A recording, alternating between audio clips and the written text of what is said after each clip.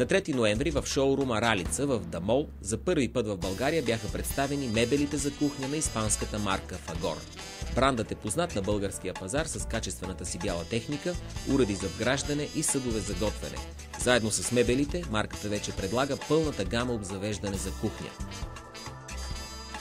Събитието беше осъществено в духа на баската традиция, където и седалището на Фагор. На различни места из магазина бяха представени част от продуктите, произвеждани под тази марка. Гостите имаха възможността да узнаят кои са 15-те ястия, които фурната Фагор може да сготви, да се удивят на възможността да си изпържат яйце, без да се опарят на котлона под тигана, както и да се докоснат до високото качество на мебелите. Част от гостите се възползваха от възможността да направят проект на кухня, като декорират шкафовете с снимки от техните любими места.